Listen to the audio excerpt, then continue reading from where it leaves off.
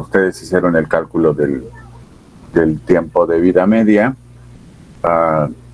En la plática quedamos que las moléculas pequeñas, una opción sería calcular solo cuando se degrade el 10% de fármaco. Entonces, para una cinética de primer orden,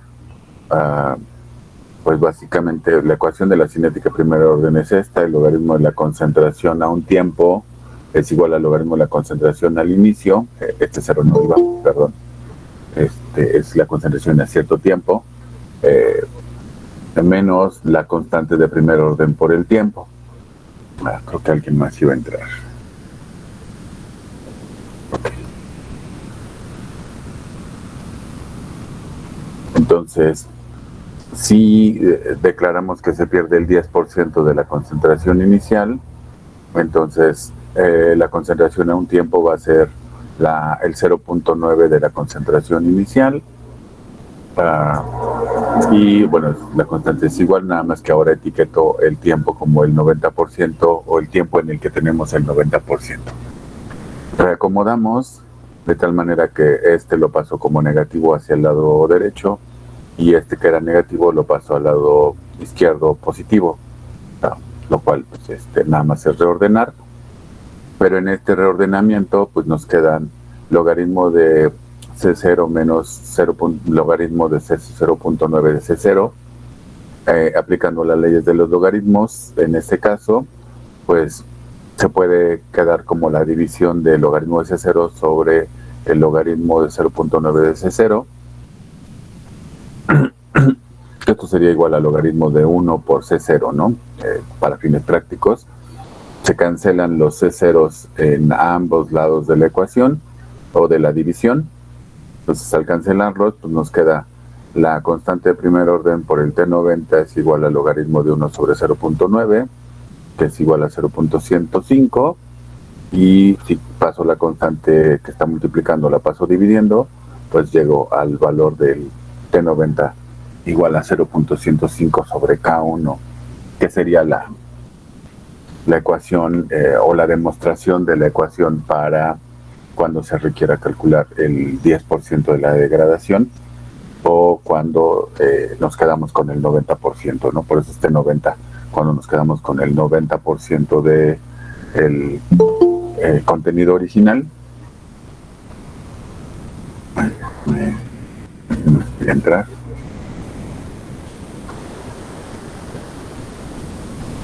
Y listo. Entonces el desarrollo es el mismo que se hace para cuando se calcula el tiempo de vida media, pero en este caso pues solo estamos considerando 10% de degradación.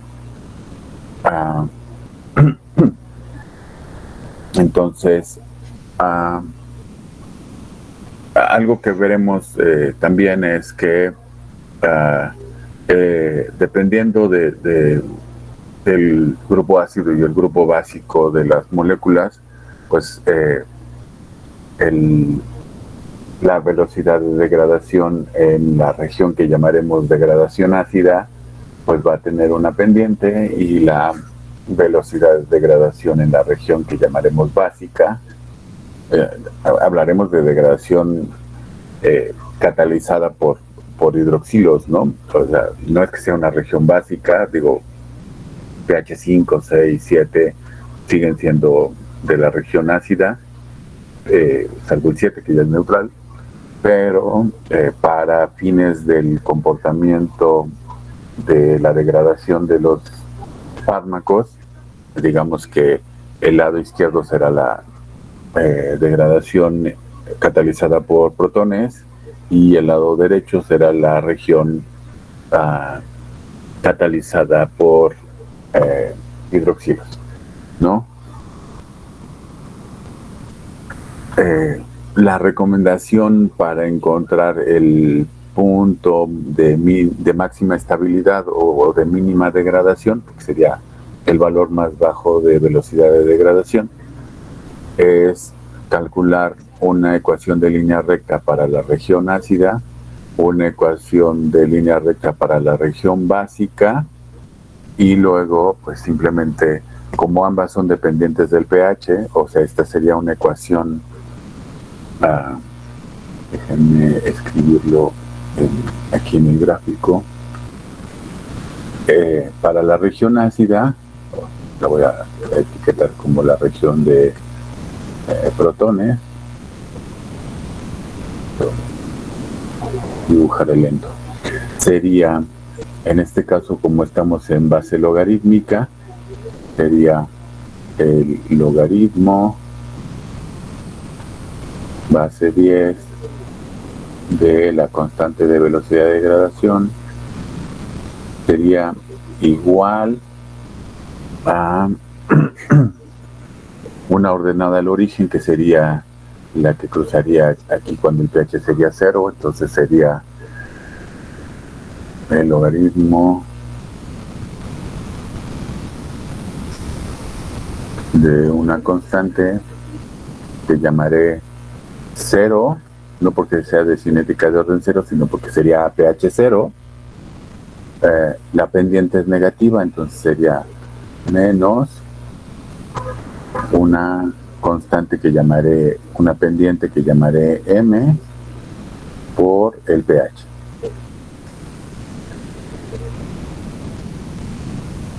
Esta sería la ecuación pH, la ecuación de esta línea recta. La ecuación de la otra línea recta, la de la región de catálisis básica, sería igualmente el logaritmo de la constante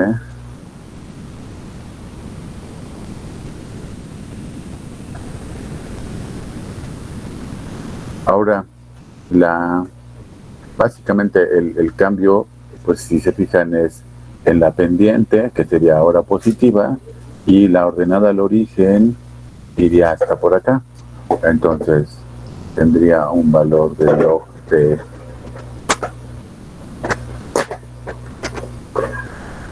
K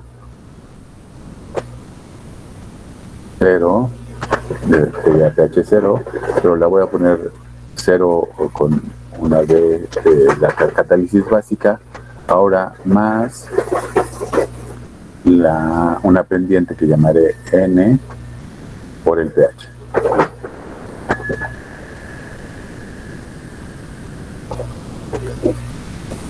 ¿No?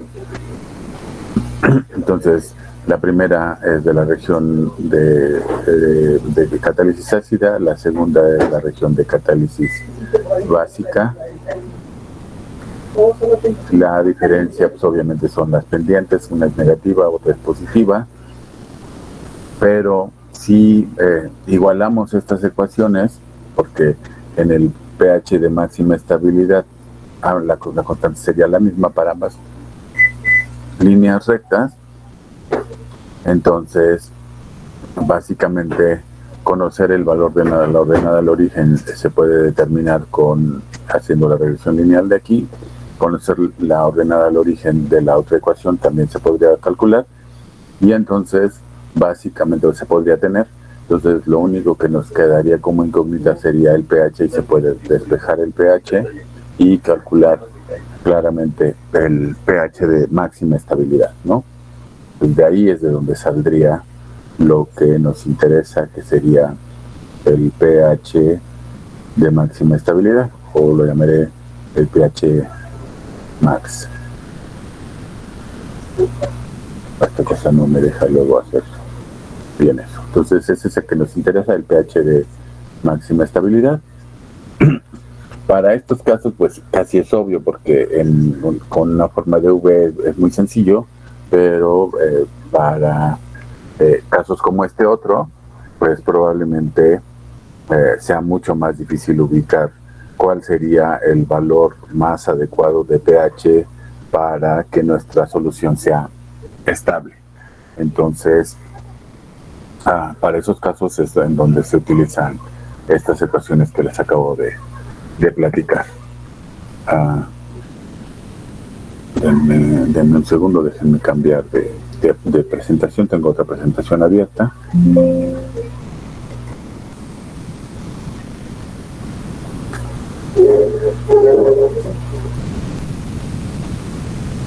quedó? ¿Dónde quedó? Entonces, bueno, seguiré hablando de eso un poquito más adelante. Ahora quiero retomar de lo que habíamos estado platicando, de que había una serie de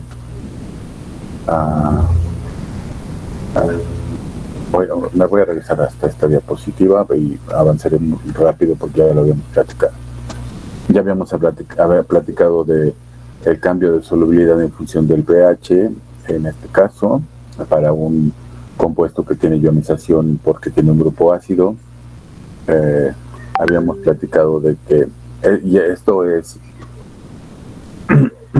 solubilidad, ahorita cambié mucho, no estoy hablando de degradación en el eje de las Y, perdón por el cambio tan drástico. Si las constantes de pK, las pK son muy separados, pues entonces el perfil es esto. Si son cercanos, pues el perfil es más cercano a esto. En este caso, la interpretación del punto mínimo es el punto de mínima solubilidad de los compuestos. Estos eran ejemplos para compuestos que tienen ionización y un grupo ácido débil. Estos son otros ejemplos en ese sentido, ¿no? Lo importante es que nos preocupan sobre todo aquellos que tienen pKs en el rango del tracto gastrointestinal, es decir, entre 2 y 7, pues nos pueden servir para poder decir si podemos o no modificar la solubilidad de alguna molécula. Para el caso de compuestos que tienen grupos básicos y la ionización favorece la solubilidad, pues nos interesan aquellos que pues sobre todo también están dentro del rango del pH del tracto gastrointestinal. Si no, pues la verdad es que la mejora en solubilidad pudiese ser mínima, y los que tienen tanto un grupo ácido como un grupo básico, como estos ejemplos, ¿no? Ya habíamos hablado de que el concepto podía ser definir para el caso de la clasificación del sistema de clasificación biofarmacéutico, solubilidad y permeabilidad, y definimos los intervalos. Dijimos que aquí podía ser 250, dijimos que acá podía ser 1 por 10 a la menos 4 centímetros sobre segundo. También dijimos que podía ser alrededor de 2 de log P y pusimos el gráfico para esos casos. Medir la higroscopicidad de un fármaco nos permite que en algunos casos ayudar a que mejore la estabilidad química, ayudar a que mejore el flujo, que no se afecte por la absorción de humedad. Nos permite a veces mejorar las características de tableteado y nos evita que tengamos cambios en la forma cristalina. Ya habíamos dicho que hay equipos para hacer la absorción dinámica de humedad. Lo que se hace es pues varios puntos a lo largo del eje de humedad relativa contra la humedad retenida o el porcentaje de humedad retenido, y se puede hacer entonces esto que llamaríamos una isoterma de absorción de humedad. Este ejemplo lo que nos muestra es que en muchos de los casos el proceso de absorción, aquí por ejemplo, dice que al alcanzar 60% de humedad, este compuesto da un salto y hace una gran absorción del contenido de humedad en el ambiente y digamos que cambia a una estructura cristalina monohidratada. Entonces, uno pudiese creer que pues bajando la humedad al 50% pudiese ser suficiente para que no ocurriera el cambio, pero cuando vemos la curva de desorción, y eso es lo que les quiero prevenir, cuando vemos la curva de desorción, resulta ser que el compuesto va a perder humedad, pero en este caso hasta que las condiciones de humedad relativa sean menores al 40% por el gráfico, y porque aquí hay un ciclo abierto que llamamos anillo de histéresis de manera generalizada, porque también se presenta en otros fenómenos, pero aquí entonces nos diría que para hacer esta pérdida de humedad se requiere condiciones abajo del 40%. Entonces no solo abajito del 60%, que es donde da el salto, sino que todavía mucho más abajo. Y entonces eso implicaría que en muchos de los casos se tenga la humedad controlada en el ambiente para evitar que se presenten este tipo de transformaciones cristalinas en los materiales.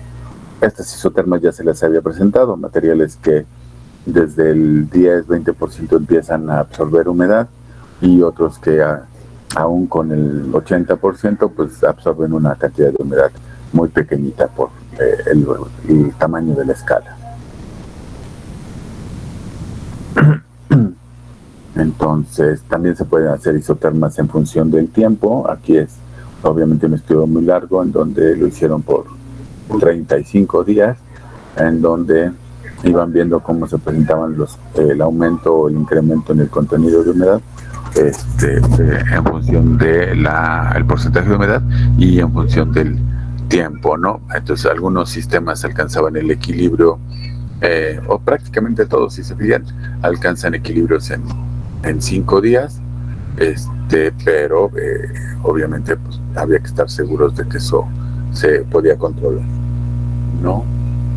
Esta diapositiva solamente es para algo que seguramente platicaré más en el siguiente etapa del curso, que sería la parte de formulación. La formulación durante mucho tiempo, digamos que fue a macroescala con cápsulas y tabletas, pasamos a microescala un momento, y ahorita hay muchos intentos de hacer desarrollo de fórmulas. Entonces, solo como para que lo cuenten. Esto también se los había platicado, que a veces los fabricantes de excipientes y a veces los fabricantes de fármacos hacen pequeños cambios en el pH para mejorar sus procesos o para hacerlos más rápidos y ahorrar dinero, pero si no nos los avisan, químicamente va a ser el mismo compuesto, pero el hábito cristalino o el cristal que nos van a estar entregando, pues en algunos casos podrá ser, en este caso, como especie de pequeñas hojuelas, pequeños tabiques o pequeñas agujas, ¿no? Y vean que el cambio fue pues de menos de 2 unidades de pH, ¿no? Entonces los cambios pueden ser muy dramáticos en función de esto, ¿no? Aquí lo que diríamos es que digamos que si pudiéramos pensar que esto es el eje de las X y hacia arriba para el eje de las Y, pues aquí diríamos que la velocidad de crecimiento en X es pequeña y la velocidad en crecimiento en el eje de las Y es muy grande, o digamos que como 5 veces más grande que en la velocidad de crecimiento en X. Entonces, al cambiar las velocidades de crecimiento, pues simplemente como de 5 veces más grande, pues crece más, formando la hojuela que formando grosor en esta figura. Si en el segundo ejemplo las velocidades de crecimiento fueron casi iguales en X y casi iguales en Y, pues como podemos ver, crece proporcionalmente y obviamente el cristal es diferente porque ahora es, digamos que una especie como de tabique. Y luego, en el último ejemplo, pues ahora la velocidad de crecimiento en X es como de 10 veces y la velocidad de crecimiento en Y es como de 1 vez. Y entonces ahora nos entrega una figura o un hábito cristalino en forma de agujas. Y bueno, no es lo mismo trabajar con hojuelas que con tabiques que con agujas. Y pues eso tendrá comportamientos en producción totalmente diferentes, ¿no?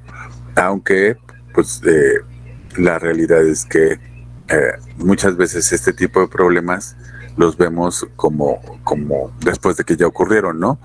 Es decir, nos acostumbramos a recibir un producto del proveedor y si llega a cambiar el hábito cristalino, que no es una prueba tradicional que se revise o que se haga microscópicamente en los laboratorios farmacéuticos, empezamos a tener problemas con el flujo, empezamos a tener problemas con la compactabilidad o empezamos a tener problemas con la adhesión, y entonces es cuando nos regresamos y empezamos a ver que, pues, tristemente el proveedor nos sigue entregando el mismo compuesto químico, pero nos cambió de estructura cristalina o de hábito cristalino. Una tecnología que tampoco se usa mucho en la industria farmacéutica, pero que a veces es relevante, es la microscopía de luz polarizada. ¿Cuál es la relevancia de la microscopía de luz polarizada? Ustedes alcanzarán a ver que en esta fotografía y en la de abajo existen algunas pequeñas zonas negras. Lo que significa en el caso de luz polarizada es que se presenta un fenómeno que se conoce como birrefringencia, pero que básicamente la explicación es simple.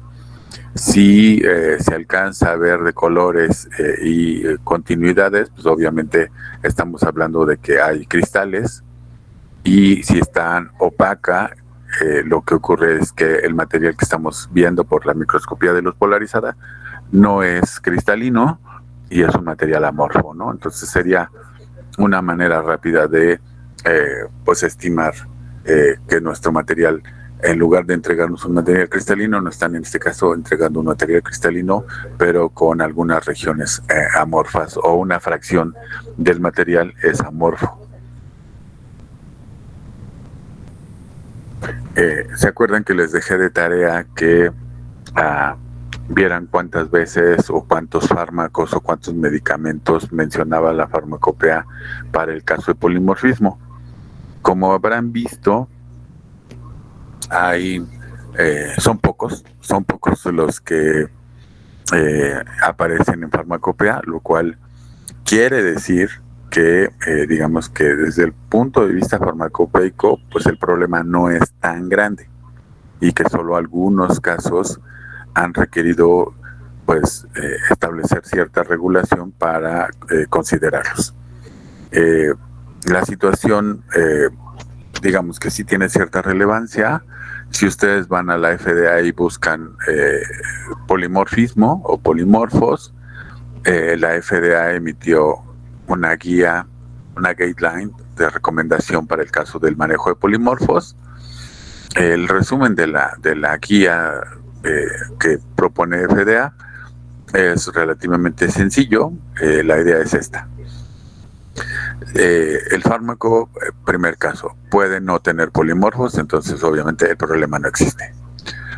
Segundo, el fármaco puede tener, digamos que para manera muy generalizada, un polimorfo, y la pregunta que se tiene que contestar es: ¿la solubilidad del polimorfo 1 con respecto al polimorfo 2 es muy grande?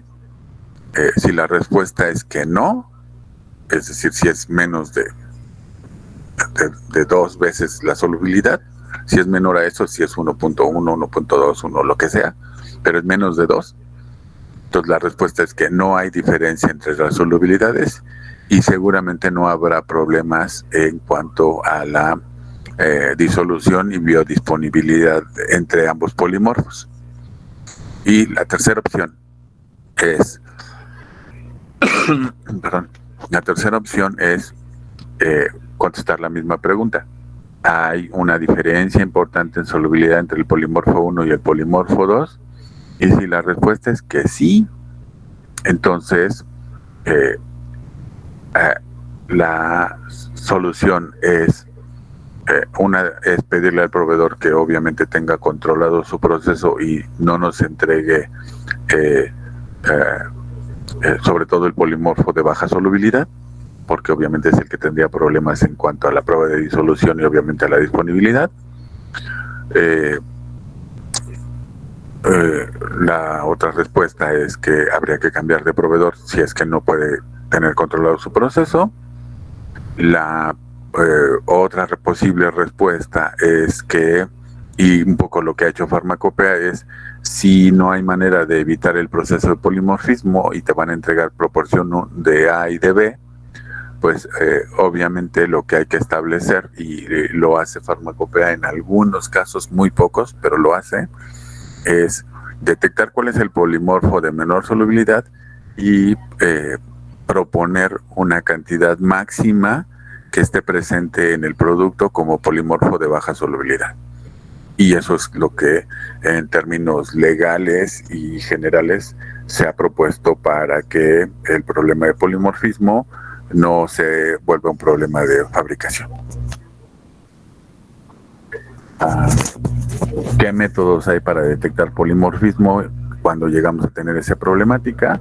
Pues difracción de rayos X de polvos, calorimetría de barrido diferencial, resonancia magnética de estado sólido, espectroscopía infrarroja, espectroscopía Raman y calorimetría en solución. Entonces,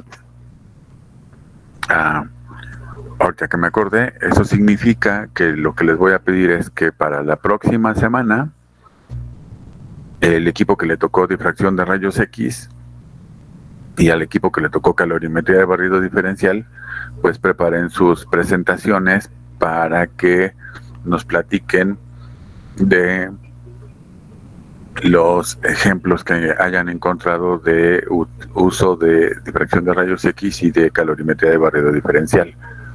Las bases de esas tecnologías las platicaré ahorita en unos momentos, para que no se metan en el problema de explicar o no cuál es el fundamento y las bases de la tecnología, sino que se dediquen sobre todo a ejemplos de aplicación de dichas tecnologías. La difracción de rayos X, y también ya lo había un poco platicado, pensemos en que estos cuadritos que están aquí son, pensemos en que son átomos, primero. Si se fijan, puedo yo dibujar líneas horizontales o verticales o diagonales, tratando de encontrar simetría y reproducción del comportamiento del acomodo tridimensional de los cristales. Claro, aquí solo estamos viendo como si fuera una red cristalina de 2 dimensiones, en X y en Y. Podría hacerlo tridimensionalmente, pero sería más complicado de ver. Entonces, para una red bidimensional, lo que encontró el doctor Bragg, que generó después la ley de Bragg, es lo siguiente. Si yo hago incidir rayos X sobre un sólido y este se ve difractado y sale, cuando hablamos de difracción, lo que estamos afirmando es que el ángulo de incidencia o de entrada es igual al ángulo de salida. O sea, es un punto muy específico de la reflexión. Yo puedo lanzar rayos sobre un sólido y se pueden reflejar en muchos sentidos, pero solo en el caso en el que se difracta o se refleja en el mismo ángulo, entonces estamos hablando del fenómeno de difracción. Entonces, ahora bien, estos rayos X digamos que de la primera capa de sólido salen alineados con la segunda línea de rayos X y atraviesan, porque tienen suficiente energía para atravesar la primera capa de sólido, y se difractan también en otro ángulo. El asunto está en que pensemos en que si aquí recorrió 3 nanómetros y acá otros 3 nanómetros, pues obviamente para poder pasar la primera capa tendrá que recorrer varios nanómetros más y llegar a varios nanómetros, de manera que estos haces de luz salgan, digamos que de manera simultánea. Entonces, pero al generarse este fenómeno, pues resulta ser que la distancia entre los planos, esta que se me movió un poquito y va más arriba, pues resulta ser que esta distancia entre planos sigue la siguiente relación, y lo podemos ver aquí. Tendríamos un ángulo rectángulo en esta zona, entonces la distancia entre los planos sería la tangente, ¿no? Entonces, La distancia interplanar, que yo llamaré D con esta letra, la distancia interplanar va a poder ser calculada si conociéramos la longitud de onda y pues en este caso los catetos adyacentes. Los catetos adyacentes si van a salir para haces de luces que están sincronizados, pues van a ser dependientes del seno de teta, porque aquí tengo un ángulo de 90 grados, entonces es un triángulo rectángulo, entonces puedo seguir las reglas de triángulos rectángulos. Total que Bragg hizo este análisis y llegó a la conclusión de que el seno de teta es igual a n lambda. Lambda es la longitud de onda de los rayos X lanzados sobre 2D. Lambda es una constante porque finalmente los rayos X que se emiten de la lámpara de rayos X pues solo salen con una longitud de onda específica, no son específicas de cada material que se utiliza. Normalmente es una lámpara de cobre, también hay de molibdeno, pero la más común es la de cobre. Y entonces N es un valor N entero que tiene que ver con la correlación que tiene que ver que la distancia recorrida aquí no puede ser la misma que esta, pero para que puedan ser coincidentes los rayos de luz tiene que ser un valor entero, es decir, si esta recorre 5 nanómetros, pues esta tendrá que recorrer 6 o 7 u 8, de manera que sean números enteros. Si la de arriba recorriera a 5 y la de abajo recorriera solo una fracción, entonces lo que ocurriría es que no podrían salir de manera sincronizada, y al no salir de manera sincronizada, el resultado es que se irían cancelando los haces de luz de rayos X y entonces no habría señal. Esa es la razón por la que tienen que salir de manera íntegra, y entonces solo en esa condición se cumple la condición de Bragg de que el seno de teta es igual a n lambda sobre 2D, o sobre 2 veces la distancia interplanar. Esto viene del hecho de que se tiene una fuente de alto voltaje, se tiene un tubo de rayos X, se tiene una ventana de berilio, se pone un colimador, salen los rayos X, pegan sobre la muestra, y antes de que se hiciera la parte digitalizada, pues se hacía con placas fotográficas o con cintas fotográficas. La idea básicamente es que ahora digitalmente pues se coloca la muestra sobre un equipo que puede girar, entonces la muestra va a ir girando, la fuente de rayos X se mantiene fija y va girando el detector de rayos X de tal manera que entonces vamos a ir variando el ángulo 2 teta, ¿no? La idea sería más o menos parecida a esta expresión, pero esto sería para una placa fotográfica. El equipo de rayos X sería algo parecido a esto en tamaño, más o menos el tamaño grande, digamos. Aquí estaría la fuente de rayos X, la muestra y el detector. Misma idea. Entonces, pero ahora pensemos en que los rayos X pasan por el colimador, llegan a la muestra, generan conos de difracción, y nosotros colocamos un círculo con una película fotográfica, de tal manera que vamos a tener el orificio de entrada, el orificio de salida, pero vamos a apreciar bandas generadas por los conos de difracción de rayos X que van a ir pegando en diferentes ángulos, y eso es lo que vamos a ir a ver, y entonces podríamos ver desde un ángulo cero en adelante cómo van cambiando digamos que las bandas de difracción.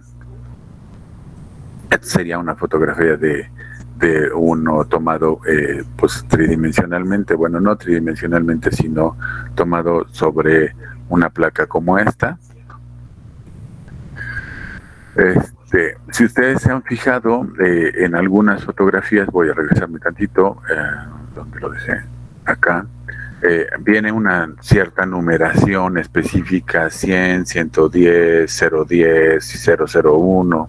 Ok, esa numeración se conoce como índices de Miller. Los índices de Miller pues lo que nos expresan es cómo se repiten los planos de difracción de rayos X en un cristal. Y vean otra vez, tengo muchos puntos que pueden estar reacomodados y que se pueden generar planos de diferentes versiones, pero básicamente la idea es la siguiente. Supongamos que nos movemos sobre el eje de las X y el plano se repite a cada fin de celda unitaria. Entonces, digamos que entonces eso quiere decir que a cada dimensión de X pues hay un plano que se representa. Y si me muevo sobre el eje de las Y, pues resulta ser que no hay aparición de otro plano, porque pues resulta, digo, sobre Y no hay otro plano, pues porque no hay ningún plano cruzando nuestro eje. Y si me muevo sobre Z, tampoco se presenta ningún plano, porque el plano solamente es un plano vertical que se reproduce solamente cada vez que se mueve en el eje de las X. Esto podría ser el plano 0,10 si en lugar de estar moviéndonos en el eje X me moviera sobre el eje Y. Entonces sobre el eje Y pues aparecería que cada vez que me muevo en Y o en altura pues aparecería un plano y sería el plano 0,10. Y el plano 0,01 sería si otra vez una familia parecida a esta, pero que me mueva en el eje de las Z, en el de volumen, en donde pues obviamente otra vez solo a cada unidad se repite el plano de reflexión. Planos más complicados sería por ejemplo un plano diagonal que se mueve cada vez que yo me muevo en el eje de las X y cada vez que me muevo en el eje de las Y y no en el eje de las Z. Entonces verán aquí que está la familia de planos, se aparece cruzando acá atrás, cruzando en esta zona y cruzando en esta otra zona, ¿no? Entonces aquí estarían 3 planos, que sería la familia 110, porque está cruzando el eje de las X y el eje de las Y el eje de las Z pues, no aparece porque simplemente no lo cortan en ningún sentido. El más complicado sería uno que toca este punto y este punto. Entonces cortaría de manera diagonal y ahora sí se mueve en el eje de las X, se mueve en el eje de las Y y se mueve en el eje de las Z, ¿no? Aquí vamos una familia de planos y la otra familia de planos acá enfrente. Entonces este sería el plano 110. Entonces cada numeración nos indica que cuántas veces se repite el plano y sobre qué eje se está moviendo el plano. Entonces, claro, para cubos es relativamente fácil representarlo. Para los 7 sistemas cristalinos que hay, pues obviamente ya se complica un poquito más la cosa, ¿no? Esto ya lo habíamos platicado, que para sistemas cúbicos existen los simples o primitivos con la letra P, los cuerpos centrados con la letra I y los caras centradas con la letra F, ¿no? Y que lo demás se repite: planos primitivos, cuerpo centrado, primitivo, cuerpo centrado, extremo centrado, cara centrada, aquí lo llamaron romboidal, simplemente primitivo, cara centrada y primitivo.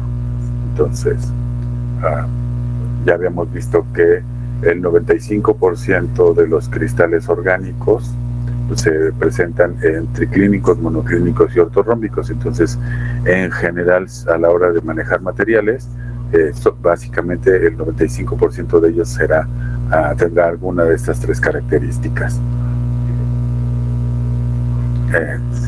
Una técnica que se conoce como difracción de rayos X de ángulo bajo es esta, en donde se trata de analizar moléculas o compuestos más grandes y se trabaja básicamente en el ángulo 2 teta de entre 0 y 6 básicamente, y aquí la idea es que se pueden analizar virus y nanopartículas, pues porque estamos hablando de distancias interplanares pues relativamente muy grandes. Para el caso de calorimetría de barrido diferencial, la técnica determina cambios en temperatura en una muestra que tienen que estar relacionados con el calor. Puede ser fusión, desolvatación, cambios de fase, reacciones químicas. Puede haber cambios endotérmicos o cambios exotérmicos, y para el caso de farmacopea va a proporcionar una medición exacta del punto de fusión, el delta H o el calor de la transformación, que en este caso sería el delta H de fusión, va a ser proporcional al área que se genere con la señal de respuesta del equipo. Entonces, pero eso es en todos los casos.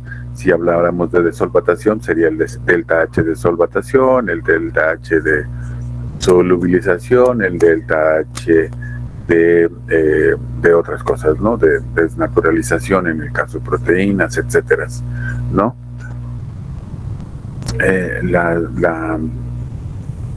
La técnica funciona de la siguiente manera.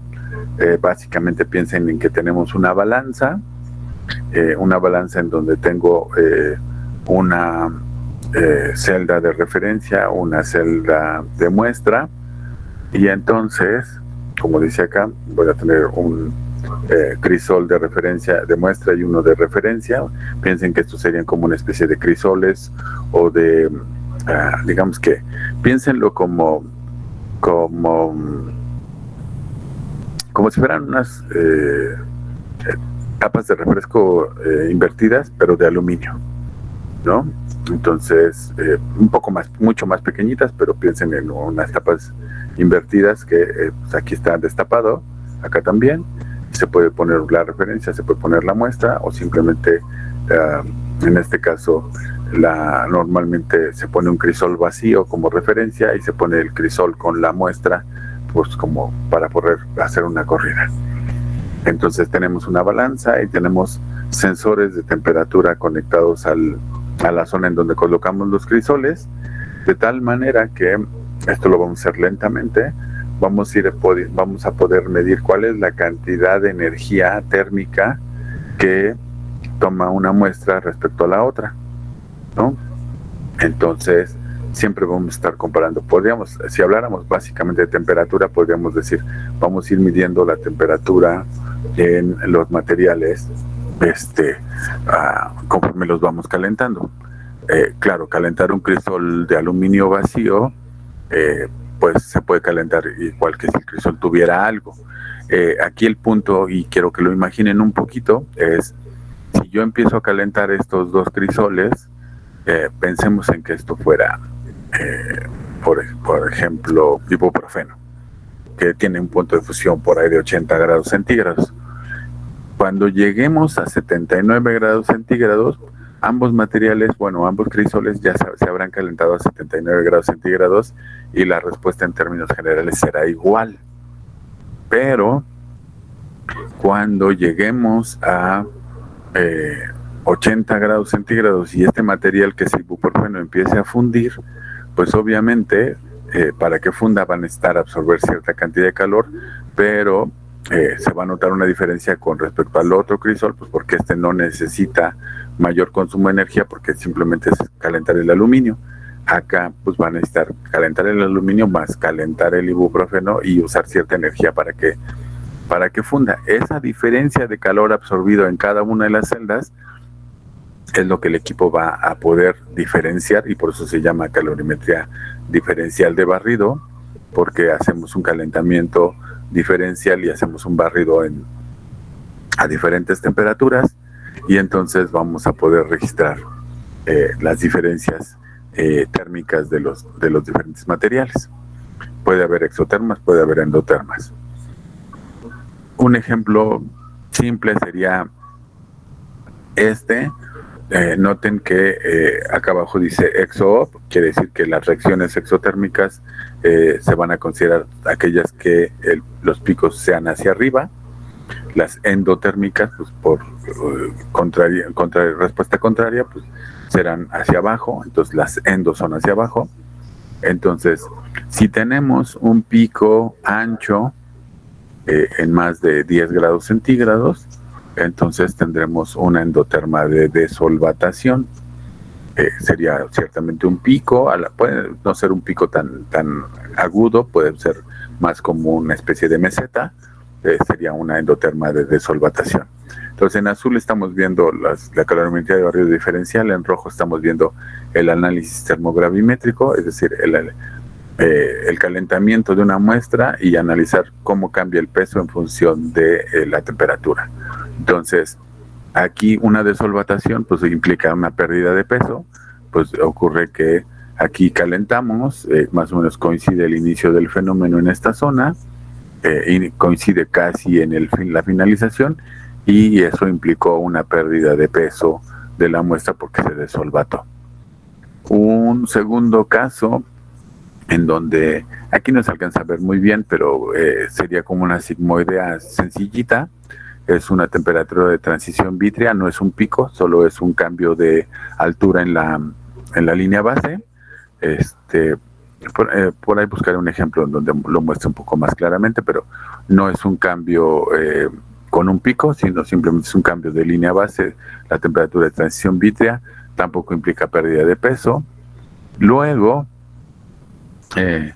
para este material presenta un pico hacia abajo, que sería la endoterma de fusión.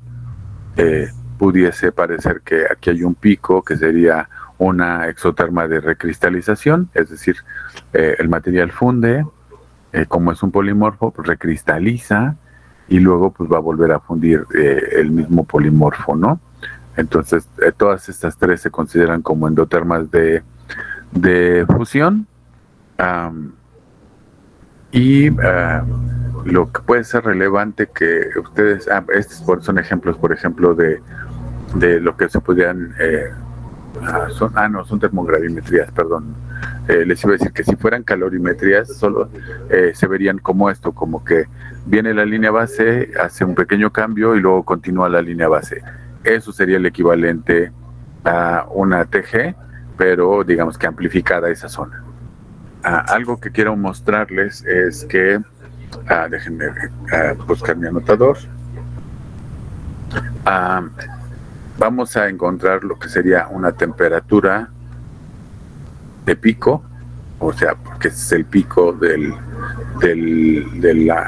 la endoterma. Esta temperatura de pico, algunos autores la consideran como el punto de fusión. Algunos autores, yo creo que están equivocados, entonces yo lo que les diría es que solamente es la temperatura de fin del proceso, cuando ya terminó la fusión, por eso no puede ser la temperatura de fusión.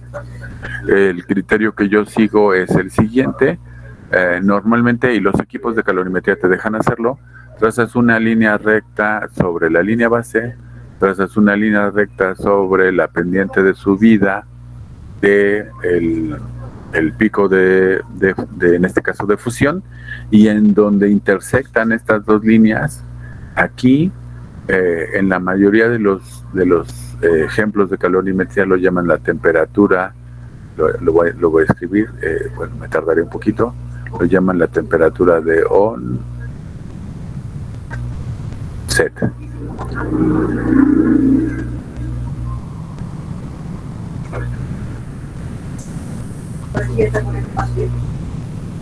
Temperatura de onset.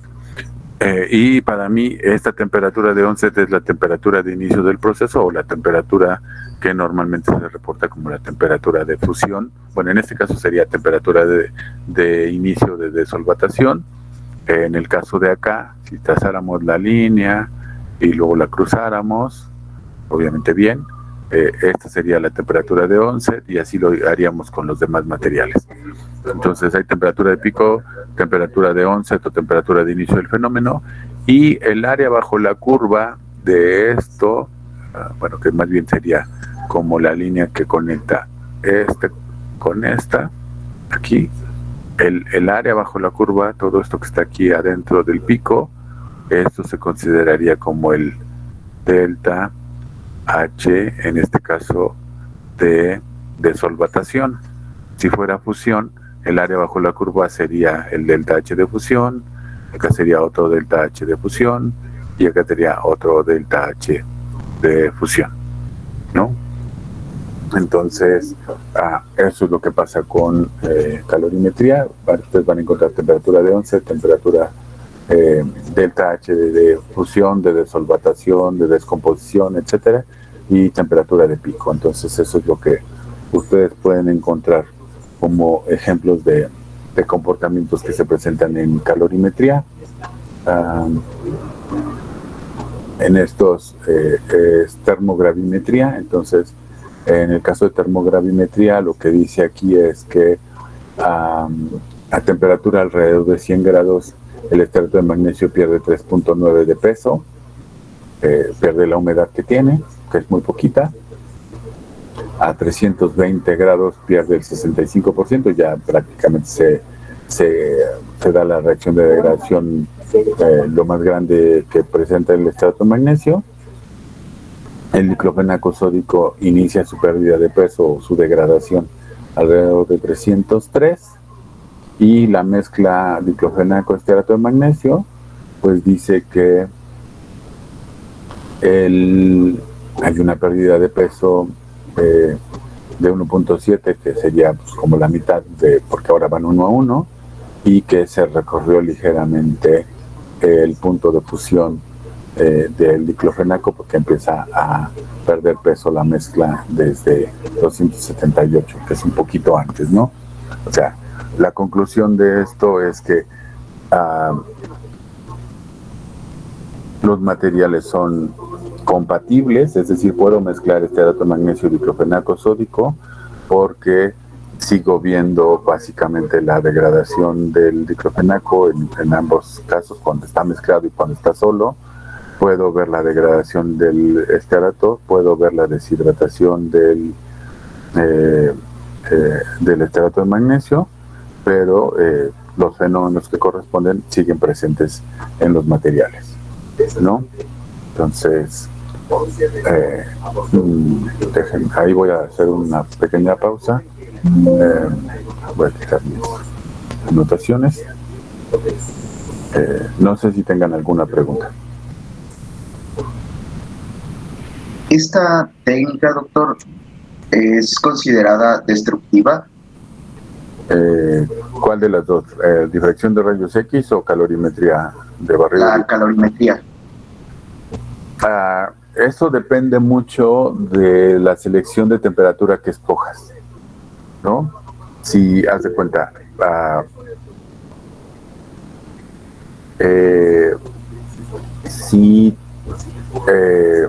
si tú sabes, o si tú haces una primera prueba del fármaco, ves que funde no sé, por decirte, a 80 grados, como decía, del ibuprofeno, pero después de eso viene otro pico inmediatamente exotérmico, lo más probable es que la conclusión sea que funde con descomposición. Y entonces, a pesar de que a lo mejor la temperatura que seleccionaste fue 80 grados y calentaste hasta 100 grados, si fundió con descomposición, pues obviamente tu técnica se consideraría como destructiva, que ocurre con muchos fármacos, ¿no? Que fusión con descomposición. En otros casos, que no son muchos, pero sí hay varios casos, si tú calientas, por ejemplo, naproxeno, lo fundes a 156 grados y después de eso llegas a 200 grados y no se aprecia ningún otro pico, pues lo que simplemente está ocurriendo es que calentaste el naproxeno, lo fundiste y sigue siendo el mismo compuesto químico. Entonces, en ese caso, la prueba no se considera destructiva, porque tú podrías hacer dos cosas. Podrías pedirle al equipo que haga un enfriamiento controlado, es decir, que ahora baje de los 200 grados lentamente, y tú vas a ver que cuando llegues a 157 más o menos, va a empezar a aparecer un pico exotérmico de la recristalización del naproxeno, porque estaba a 200 grados, estaba líquido, y ya a 157 pues va a empezar a cristalizar. Entonces vas a ver la emisión del calor del material, porque va a pasar de líquido a sólido, pues va a cristalizar. Entonces puedes hacer eso, como segunda opción con la técnica, o puedes pues enfriar el equipo ya sin registro y volver a correr una segunda corrida. Esta situación de segunda corrida puede ser interesante, particularmente cuando, por ejemplo, sospechas de que el fármaco tiene polimorfos, porque, haz de cuenta, me regresaría al ejemplo que tenía ahí, el polimorfo 1 funde a 150, el polimorfo 2 funde a 160, entonces, si tú haces un primer calentamiento, va a fundir el primer polimorfo, va a recristalizar, va a llegar al polimorfo 2. Si tú enfrías este sistema y luego vuelves a correr otra vez una corrida de 0 a 160, lo que tú vas a ver es que desapareció el primer pico. No porque hayas perdido peso de la muestra, ni porque le hayas cambiado la muestra, puede ser la misma muestra. Pero como hiciste un calentamiento hasta 160 grados y fue espontánea la transformación del polimorfo 1 al polimorfo 2, pues entonces tú lo que verás es que en el segundo calentamiento solo hay un pico que sería el del producto más estable. Entonces, en ese caso, otra vez, la técnica no se considera destructiva. ¿Sale? Pero te digo, depende un poco de la muestra. Me preguntaba Eric que si las muestras fueran incompatibles, ¿cómo se observaría en TGA o en DSC? Déjame ver, porque tengo un ejemplo, pero déjame reviso.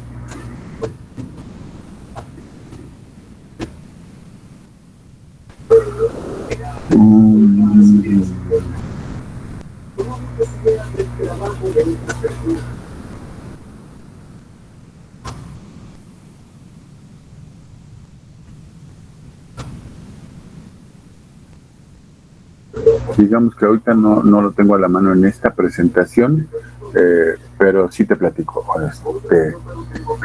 Si fueran incompatibles, o si la sospecha, porque calorimetría desafortunadamente no es una técnica que se considere primaria o que se considere como absoluta para declarar incompatibilidades. Entonces, si desaparece un pico o si se recorre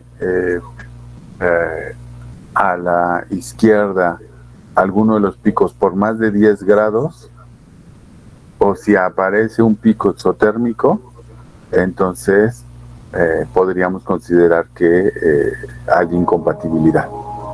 Entonces esas serían las condiciones. Si desaparece un pico, si se recorre hacia la izquierda más de 10 grados, o si aparece un pico exotérmico.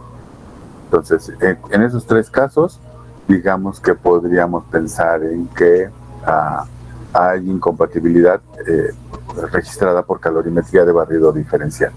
En el caso de termogravimetría, la incompatibilidad probablemente sería más obvia porque pues, se notaría una pérdida de peso diferente a las de la muestra individual, ¿no? Esa sería la respuesta en cuanto a incompatibilidades. No sé, ¿alguna otra pregunta? Yo, doctor, sí. Respecto a la calorimetría de barrido, mi duda es que si solo se puede usar para muestras ya conocidas, porque como comentó que necesita una de referencia, pues mi duda es una muestra que no sepas que contiene así.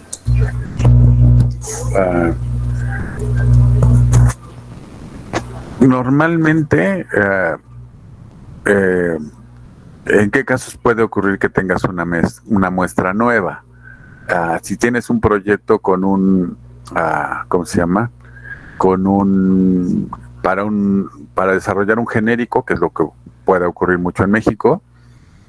Voy a exagerar, ¿no? Por ejemplo, supongamos que atorvastatina pierde patente este año. En realidad lo perdió hace casi 9 años, pero supongamos que pierde patente este año.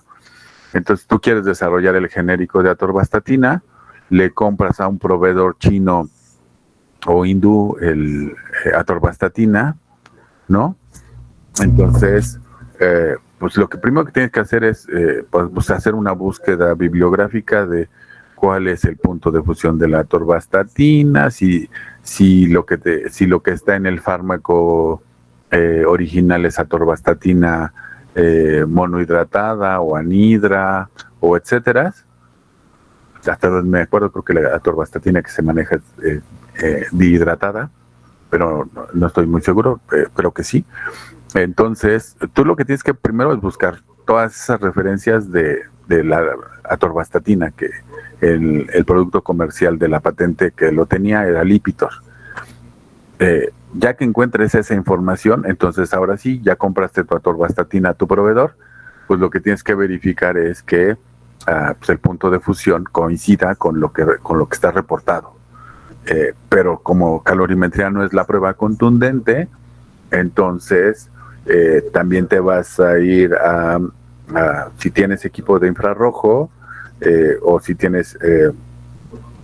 no tienes equipo de infrarrojo, con un UV o con un cromatógrafo, pues lo que haces es comprar a la Farmacopea Nacional o a la USP o a otro lado o a Sigma, atorvastatina, digamos que sea confiable, y entonces ya sea por el método espectroscópico o por la comparación entre la atorvastatina de referencia confiable contra la china, tú harás tus pruebas y podrás llegar a la conclusión de si calorimetría es suficiente prueba para agarrar y decir que el material que tú compraste es confiable, ¿no?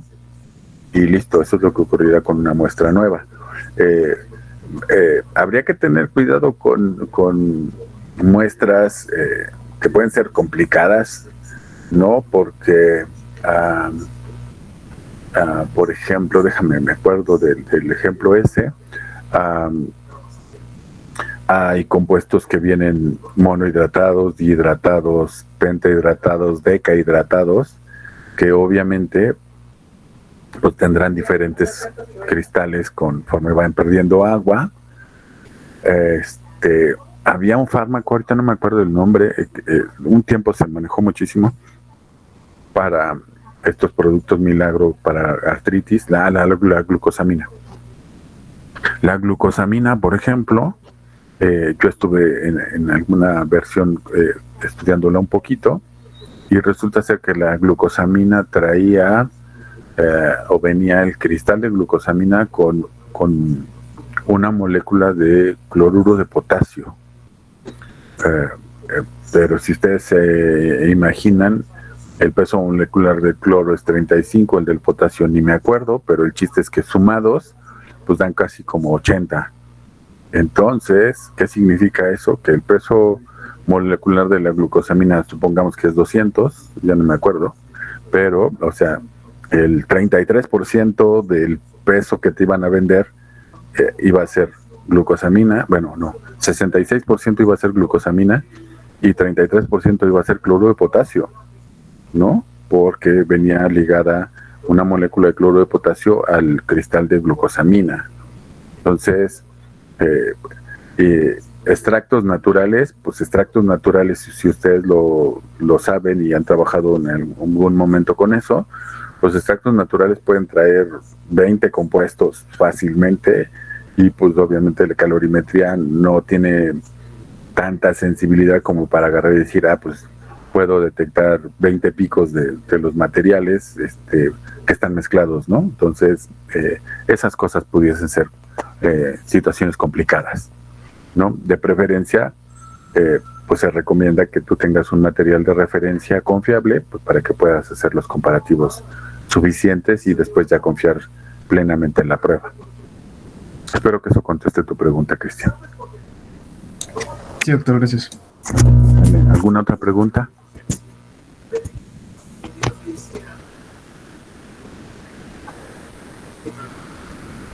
¿No? ¿Ninguna?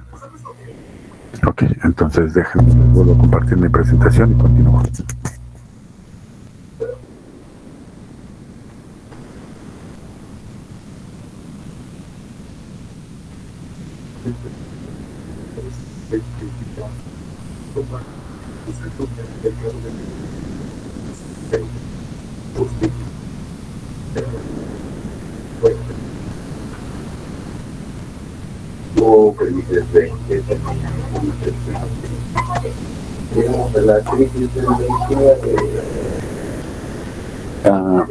Para el método de farmacopea se puede considerar como una técnica capaz de determinar pureza, pero para ello la técnica no, eso no lo había dicho, déjenme me regreso un segundo para especificar.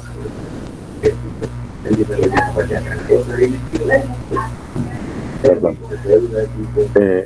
Típicamente, y esta parte sí tomen nota específicamente, el tamaño de muestra del contenido de material que va en los crisoles en general es entre 5 y 10 miligramos para calorimetría de barrido diferencial.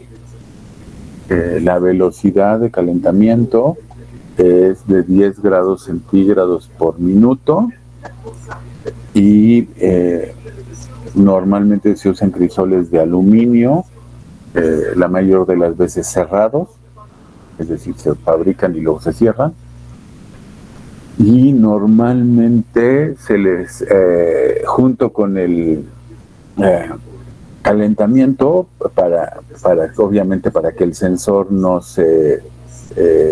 tenga corrosión y para que la lectura sea estable, normalmente esto viene en una cámara cerrada en donde se hace pasar nitrógeno, ese sí el dato no me acuerdo bien, pero supongamos que nitrógeno como a 10 mililitros por minuto, pero ese dato todavía déjenme revisarlo. El chiste es que se hace pasar nitrógeno, que sería un gas inerte, y sería un gas que cualquier cosa que se evapore podría como arrastrarlo y evitar que se condense o que se cristalice sobre el detector, porque si se descompone el detector, estamos hablando como de 50,000 pesos por lo menos del cochino detector del calorímetro, ¿no? Entonces estas son las condiciones normales de análisis en un calorímetro de barrido diferencial. Ahora que hablé de difracción de rayos X,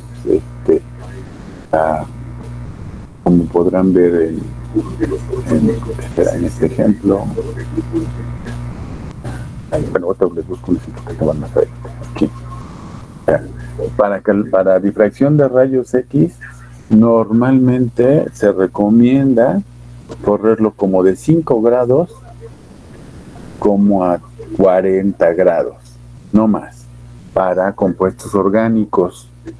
Para compuestos inorgánicos sí lo pueden correr hasta 90 grados, pero para compuestos orgánicos, si ustedes aprecian en este ejemplo de esta muestra, pues la verdad es que ya no hay prácticamente picos, considerando cuál es el criterio que se consideraba antes de tener estos datos digitalizados y poder analizarlos, digamos que por computadora.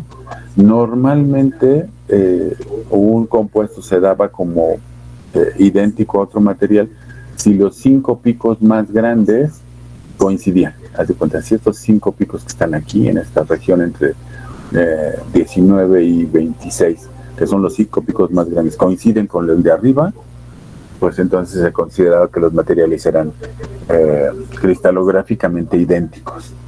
Entonces, si ustedes ven la altura de estos picos comparada con la altura de los picos después de 40, pues me darán la razón en el sentido de que no vale la pena hacer análisis más allá, ¿no? Entonces, normalmente se recomienda hacer análisis de 5 a 40 grados. La velocidad pudiese ser como de... estos son 35 grados, ¿no? De 5 a 40 pues son 35 grados. Correr un grado 2 teta por minuto sería una velocidad razonablemente buena. Hay velocidades 10 veces más altas, hay velocidades 10 veces más bajas. No son tan recomendables porque se pierde definición en cualquiera de las dos versiones, ¿no? Entonces, como una velocidad como les digo, de 1 grado por minuto pudiese ser bastante buena, ¿no? El tamaño de muestra normalmente es como de 50 miligramos, de 20 a 50 miligramos. Normalmente el portamuestras es una especie como de disco de aluminio con un pequeño pocito de 1 a 2 centímetros en el centro, y en ese pocito se ponen los miligramos de la muestra, tratando de compactarla, pero no compactarla muy fuerte, porque la idea es que sea el polvo sin que el polvo tenga un fenómeno de compactación, ¿no? Entonces, eso es básicamente las condiciones experimentales para correr difracción de rayos X en polvo. Y lo que me recordó lo de la técnica, perdón, que lo tengo levantando rápidamente. Adelante. Aquí. Les decía, Farmacopea considera la prueba de calorimetría como una prueba para medir pureza, pero aquí la diferencia es la velocidad. La muestra sigue siendo entre 5 y 10 miligramos. No lo dije, para termogravimetría la muestra es entre 10 y 50 miligramos. El crisol es mucho más grande, o un poco más grande. Aquí las condiciones son las mismas, pero lo que cambia es la velocidad de calentamiento. Aquí la velocidad de calentamiento es del orden como de 0.5 grados centígrados por minuto a 1.5 grados centígrados por minuto, es decir, es muy baja. Muy baja la velocidad. Entonces, comparada contra 10 grados centígrados por minuto para las pruebas comunes. Entonces se hace la prueba, se determina el área bajo la curva, pero digamos que se determina, aquí voy a decir 10 puntos, en donde se determinan 10 temperaturas diferentes y se determinan 10 áreas bajo la curva diferentes. Entonces, luego con el área bajo la curva, lo que se hace es calcular el área total bajo la curva, se calculan las áreas parciales, se calcula lo que sería el equivalente a la fracción fundida, es decir, el porcentaje fundido, pues lo llamaremos solo fracción fundida entre 0 y 1, ¿no? Que eso sería lo que terminaríamos graficando, la 1 sobre F, que sería 1 sobre la fracción fundida, eso depende de las áreas, y entonces si graficamos el inverso de la fracción fundida contra la temperatura, que estaría ahorita en este ejemplo, en este lado, lo que nosotros vamos a ver es que va a haber un comportamiento casi lineal, que al valor de 0 de fracción fundida, recuerden que acá arriba es fracción fundida de entre 0 y 25, abajo es la temperatura, entonces vamos a ver que la línea recta nos va a decir que aquí el punto de fusión de la muestra al 0 de fracción fundida sería aquí dice que sería 169.02. Ciertamente aquí lo regresaría a calcularlo eso, y el 169.2 no lo vamos a ver aquí en esta escala. Aquí solo vean el área de fracción fundida. Acá en el eje de las Y vamos a ver que cuando tenemos 0 de la línea recta, nos cruzamos con la temperatura, y aquí está el 169.02, que sería el valor que, otra vez, según lo que yo les decía, sería donde cruza la línea de la línea base con la diagonal del despegue del pico, ¿no? Entonces aquí es donde estaría el 169.2, más o menos, coincide con la lectura de esto. Normalmente se hace un factor de corrección, se ajusta la línea recta y se vuelve a calcular el gráfico. La ecuación que se utiliza se conoce como la ecuación de Van Hoff, para pureza por calorimetría. La pueden buscar en internet. Si no, la próxima clase yo se las anexo aquí a la diapositiva. Pero para esta determinación también se utiliza calorimetría de barrido diferencial, pero digamos que usa condiciones muy específicas para hacer la prueba.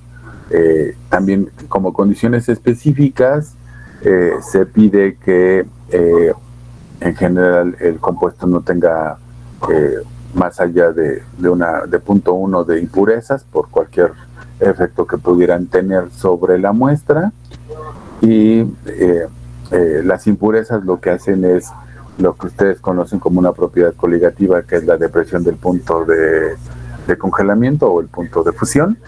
Entonces, si se presenta ese fenómeno, pues obviamente el pico cambia drásticamente, entonces no sería tan confiable la prueba, ¿no?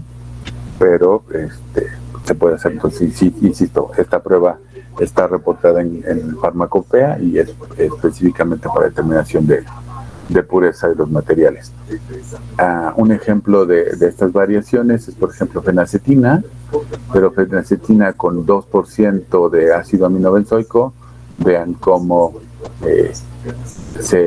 incluso cambia el pico, se mueve a 1 grado centígrado, y si tiene 5% de impureza, vean, pues ya se movió 3 grados, ¿no? Entonces, y obviamente, pues esto es lo que ustedes verían como una depresión del punto de congelamiento por la presencia de un segundo compuesto, ¿no? Entonces, obviamente, esto no sería bueno para determinar fenacetina, que tiene ciertas impurezas de ácido paraminobenzoico, ¿no?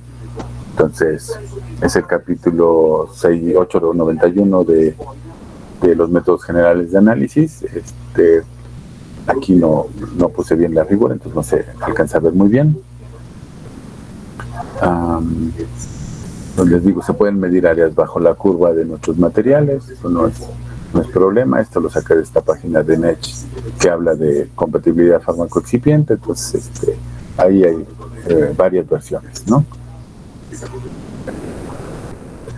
Les digo que se puede utilizar infrarrojo cercano, no es cierto, infrarrojo medio.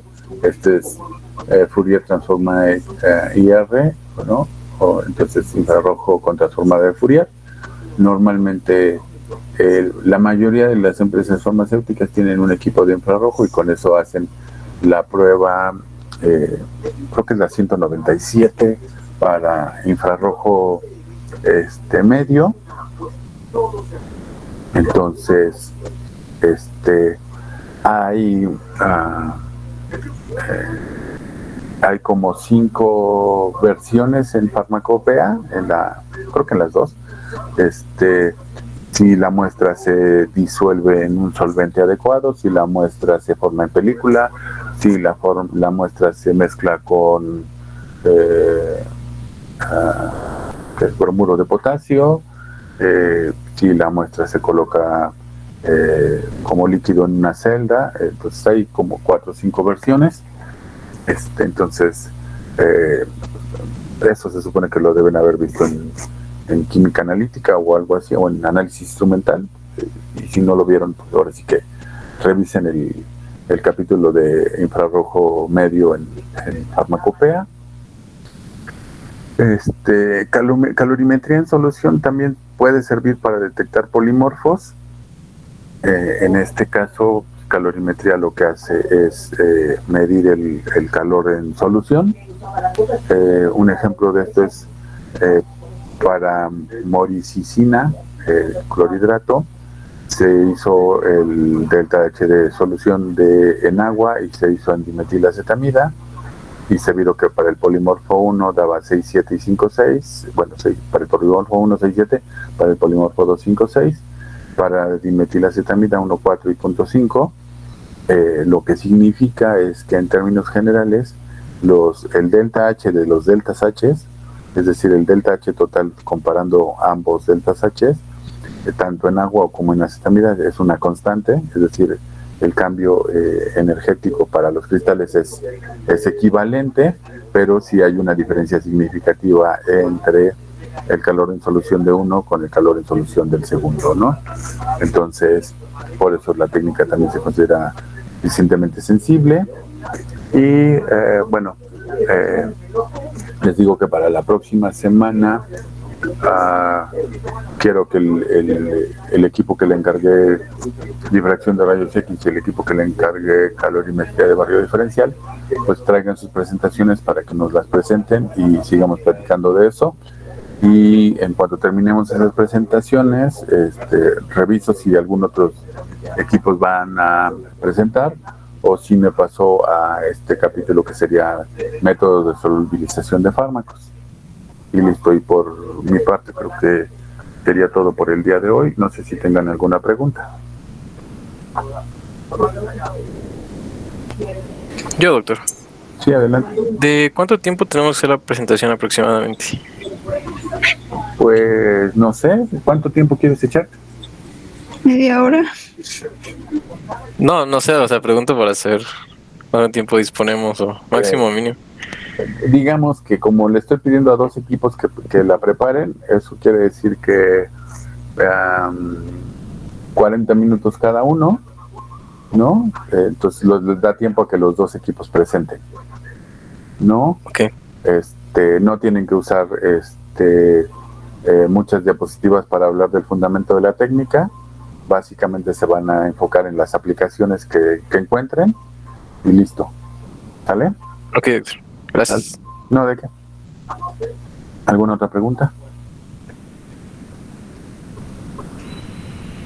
Todo bien, doctor. Ok, muy bien.